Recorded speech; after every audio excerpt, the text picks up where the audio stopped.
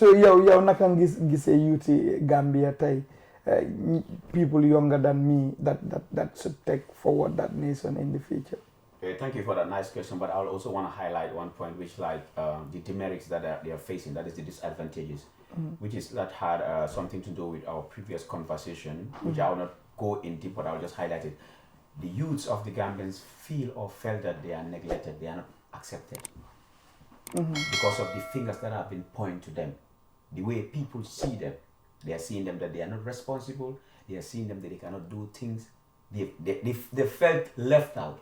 Again, getting off that, which is like in Gambia. So how did you gather that information? Is it through? I've been seeing it. I've been seeing it. Once more in Gambia, do my dem pour one ak you know. I put salt la de sol. Bling blingy. I'm not used to that nigga. Why? Most of the Gambian man salt la de sol. Yeah, benana fatanga because of the weather condition ak madeka for uti. But secondly, I just don't go to show them and man. I have never musuma am holidays Gambia. Kumaham, Jalo can attest to that. Even small plan on put them holidays Gambia. Small family buma am Germany sir. Gambia. Because even if I plan to do holidays, oh Chris, you are coming to Gambia, you have this opportunity, you have this, you have to do this event, you have to meet this, you have to do this. So at the end of the day, I'm going to fight small one. Do you know when I remember that I am in Gambia? So let's say 2 or 3 days, my notification I want to check in. The lady told me one one day. What was I doing around? But I'm just saying, I've been out trying to see people, trying to see what is going on in the society, man. See office B, man, to see changes. Sometimes I even want. So nyom send response bobo or send belief bobo. How do you relate that to you? Little investment yung fa nek di def. The youths that you are giving the opportunity. How do you relate that to that? Like, okay. For example, yow yang ma wax ne ñom dañ gëm ne they've been neglected. Ken nekkul di len toppatoo, ken trustul len, ken deful len. But equally, ñom lool lañ la wax. Why yow equally as an investor, you are investing not in all the youths because ken mënut a matal yëpp. Why you are investing and most of your investment go to the youths. Do you think what they're saying is true? To be honest, like they might see that for themselves, but for man, that is not real. Because I will tell you something, as a youthful person, you know, what the first thing you face, so JHL school is you face like interviews, you fail trial stuff. You are rejected until they see that you can do it. So it's everywhere. Lolu fu nekala, nekud ndawla, nekud magla. Yo ya wara joke, nga fast jump, bul sona, nekud ne so dore bena bunta mu ngi teju, palanteer bi du ubbi. Comme niñ ko waxe tam ak niñ ko bindé, bunta bi su tejé yalla na la ubbi palanteer. So at the end of the day, sometimes I think that they feel too relaxed. But I see that like, still, come in from Jogela, okay, pa bisu joge wala yaay bisu joge dina make sure that ñëpp am nañ ndéki.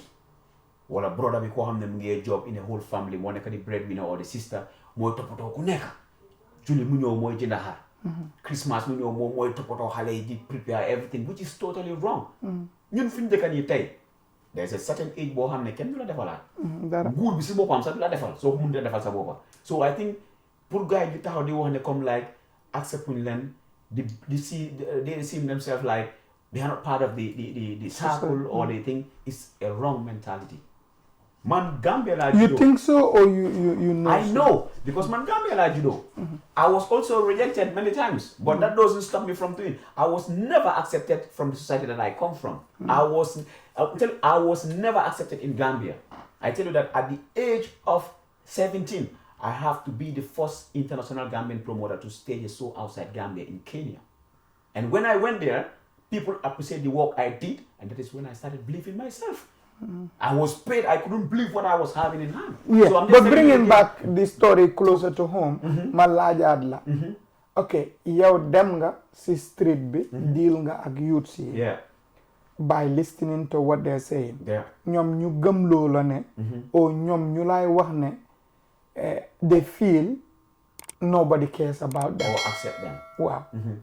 Why yow tam am nga experience ak ñoom because jël nga sa am from Europe from everywhere nga dem te bi nga demee joxula ko ay mag youths yi nga ko jox mostly yeah based on yow bi nga leen ko joxee seen deliver nuñ deliver towards that loolu daf la jàngal ne ñoom li ñuy wax dëgg la wala du dëgg loo si jàngee. Daf lu ma fa jàng moo nekk lu ñu ma wax du dégg.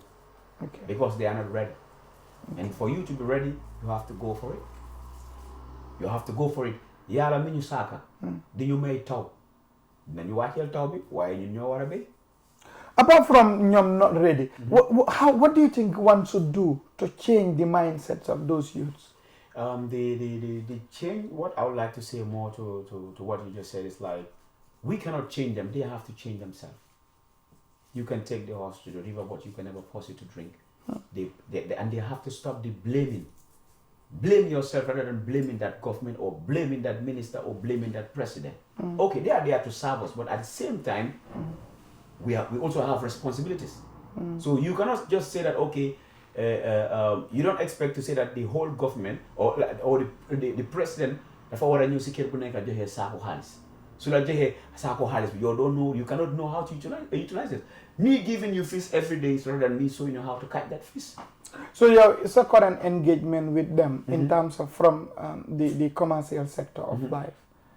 How do you see them? What do you take them to be? Because xam nga lu tax ma la laaj loolu man invest na Gambia load na container several times ak Ismail mu ñëw taxaw fekkee ko so man mun naa laa wax what I think one should do to operate there and become successful.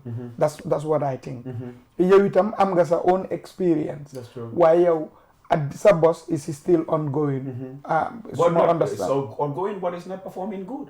Just like 2 weeks ago, we just closed one of our businesses because of the lack of reports. They cannot even. When you say reports, what do you mean? Reports like, for instance, every month we have products, and even if you go to the storage facilities, you gain a product, you distribute to the customers.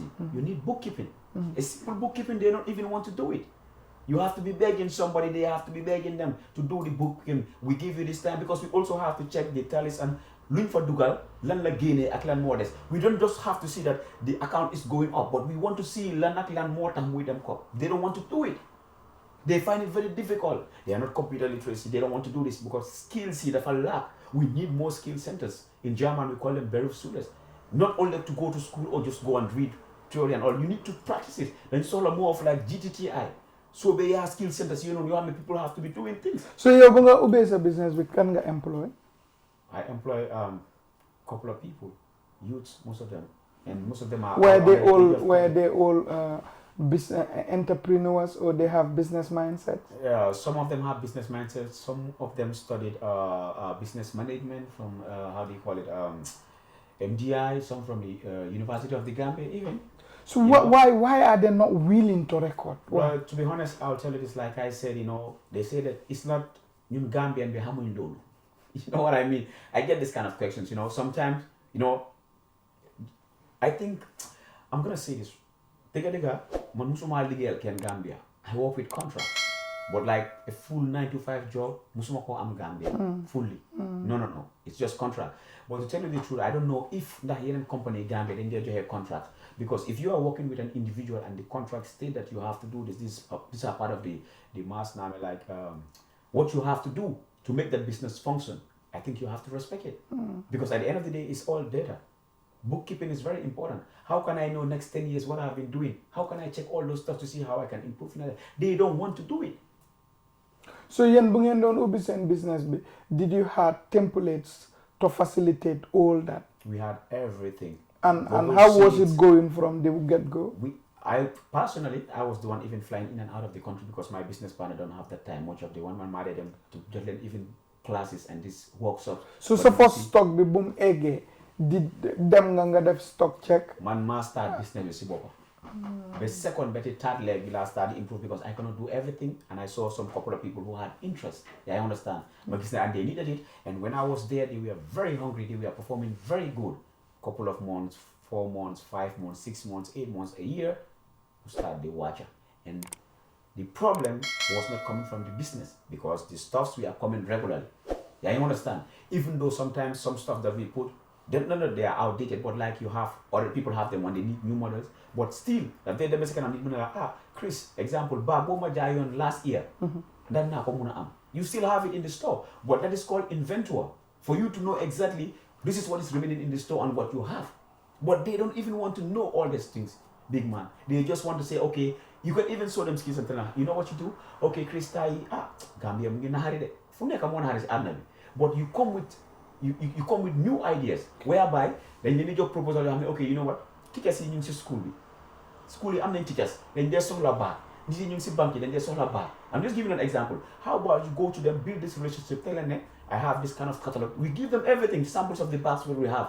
Bag bi manko jay dina xol mu ne la wa bi la ba because ku liggéey si bank bi wala si school daf day dem ginti daf day am xew te dina soxla bag yoo xam ne nekkul only bags for outings or ceremonies. We have bags for you that you can take for walks as well too. So you can tell them, they can say, okay, I need this bag and this is the price, maybe $500 or $900, but munuma ko fay right now. Okay, nyata ka muna fay. From the $900, I can pay half of the money, $450. Then $450, where we should have again. Okay, record the person's name, make an invoice. Jokone mula ame balance of $450. So la fay benen $450. La joko baka. Because the moment mula jo halis rek, the person is committed to give to pay the rest of it to have the product. Yeah, you understand? But they will tell you that I cannot do it. You know, they are not willing. Ku nekk Gambia xam nga man lu ma wax. Kuy def business Gambia xam na. Gis nga yow soo taxawtee nga run sa own business. To have an individual to run it for you, benn ñaar ñett la 2% la Gambia. You know what I'm saying? So and they are paid. It's not that simply debunks the whole concept now. And just to say this again for more faculty, we came in two ways. If you work very hard, we give you a correct payroll. But if we see that you are struggling, we try to bring the system in you, which is based on commission. The more you sell, the more you make back. I have workers who sell good to an extent that they can even make 30,000 in a month. But it's based on commission for them to see. See, so don't get soft. This softening you. Let's get alive. Come on. I want to see interaction. Let's go, yeah? I want to see interaction. Okay. You know, you've been there. I brought you here. I have been in the business industry. And I have lost a lot without being too personal. But, and I'm turning the table around. But part of it is, the problem is me. Because I call the shots, as Ismaila said before. And some of the things that you do to correct certain mistakes is a non-compromising. That is true. So now going back to the point, I don't agree with that. I don't agree with Nyom saying claim we need to put forward. I would like to tell you the truth. You know, they said it, but you asked me that no. I answered that. I said I didn't believe what they said. I don't think it should be even a case of ndax gom naa ko no. Okay, man, from my own experience, dëkk bu ma juddoo ëpput fukki kër. Suma papa dafa dee moo tax ma lokki dem school. Su suma papa doon dundu duma dem school daara rek laa dem. Because daara la ma yóbbu. Okay, now suma fàttale ko the best part of my childhood, first 11 years munu awma woon daal tubóoy bu xar laa doon sol. If that individual tay moo toog bi Angleterre fii di waxtaan ak yow on a very nice creamy couch, it's not by luck. That's true. It's not by luck. Yeah, man. Hard work has been put in it. That's true. Yeah, man génne nañ ma school suma nijaay ku bokk ak suma yaay ndey ak baay génne na ma school ma dem forcé waat ñu dem xam nga dugub su demee ba ñor ñu koo daaneel si suuf noonu pour ñu mun koo daga ñu xëy ñu ngee dem si tool yi man ma wàcce si seret bi buñ demee ba leeroog school bi ma wàcce si seret bi dem si school bi taxaw di xool si palanteer bi ba teacher bi ne ma ndax da nga bëgg a dugaat school ma ne ko waaw that's how I got back to school su ma nijaay ne ma doo fi pour wax la rek ne opportunity doo toog di ko xaaral mu ñëw yaa ngi dégg and su fekkoon ne nii mënoon naa laa piccoyal man fu ma juddoo nu at the age of 7 dama dee taxani matt di ko eno. I know man endo naa matt. jaay naa kasu bay naa. no man bay moo roon suma dund. suma baay loolu la doon def su for gerte jotee damay dem fa xam nga luñ ma dee jënd dàll yuñ ma dee jënd ñamba yooyu xam nga si lan laa ko dee am. gerte bu ma for si lañ maa xottil pour suma yëree julli bi. ñamba yi su ma amutee saako gerte yu doy. du ma am yëree julli. dégg nga moo tax man tam ma tontu la si loo ma laajoon man la ne ñoom luñ ma wax man jëluma ko because they are too relaxed. dañ toog dañ chill trop dafa chill ba uppa. because there are few percent of Gambians who are also doing good from the youthful age. We have many nurses, we have professional doctors. Man suma entrepreneurs, we have people making businesses in Gambia. We improve. Yes, agree na ak mom mu ngi improve but very slow in a very slow motion.